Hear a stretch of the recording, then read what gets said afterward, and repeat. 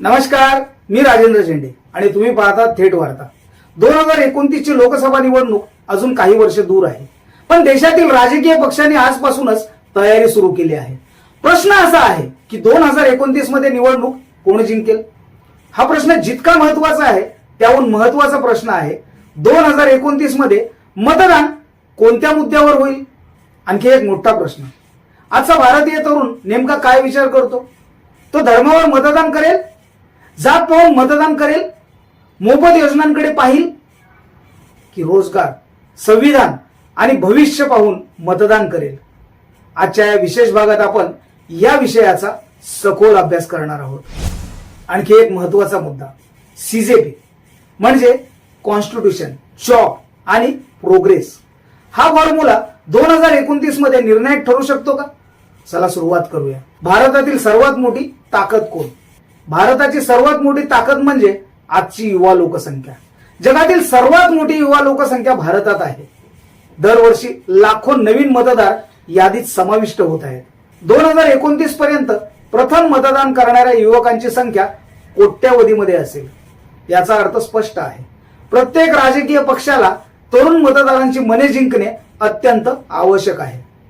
आजचा तरुण बदलला आहे। आजचा तरुण फक्त सभांना जात नाही, तो मोबाईलवर राजकारण पाहतो, युट्यूबवर विश्लेषण पाहतो, इंस्टाग्रामवर रील पाहतो, ट्विटरवर चर्चा करतो, पॉडकास्ट ऐकतो, एआय वापरतो, गुगलवर तथ्य तपासतो।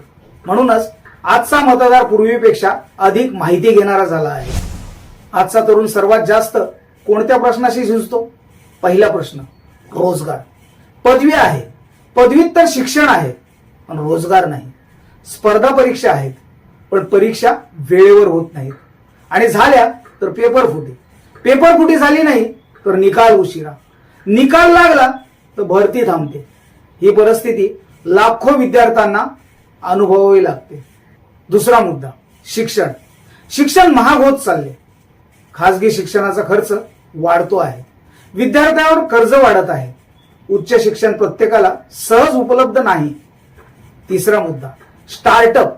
आज अनेक युवक नोकरी मागण्याऐवजी रोजगार निर्माण करू इच्छितात, पण भांडवल, मार्गदर्शन आणि धोरणात्मक मदत यांची कमतरता जाणवते। चौथा मुद्दा, शेतकरी कुटुंबातील तरुण। गावातून शहरात स्थलांतर, शेतीतील अनिश्चित उत्पन्न, रोजगाराचा अभाव ही सुद्धा मोठी वास्तव परिस्थिती आहे। पाचवा मुद्दा, संविधान।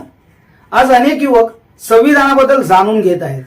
मूलभूत अधिकार, कर्तव्य, लोकशाही संस्था, स्वातंत्र्य, समानता, आरक्षण, सामाजिक न्याय या विषयांवर मोठ्या प्रमाणात चर्चा होताना दिसते। 2029 मध्ये सर्वात मोठे रणांगण कुठे असेल? सभांमध्ये की सोशल मीडियावर?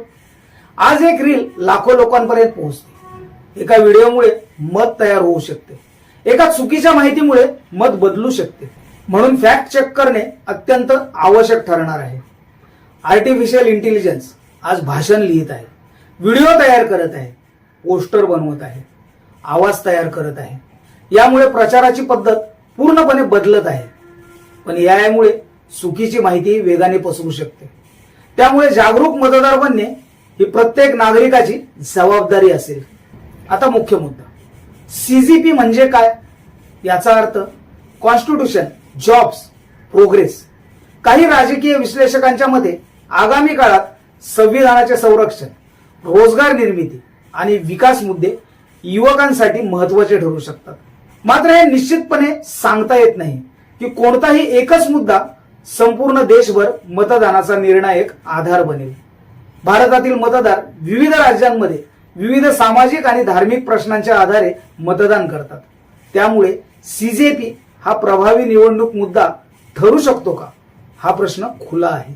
याचे उत्तर मतदारांच्या प्राधान्यक्रमावर, त्यावेळच्या राजकीय घडामोडीवर आणि पक्षांच्या कामगिरीवर अवलंबून असेल।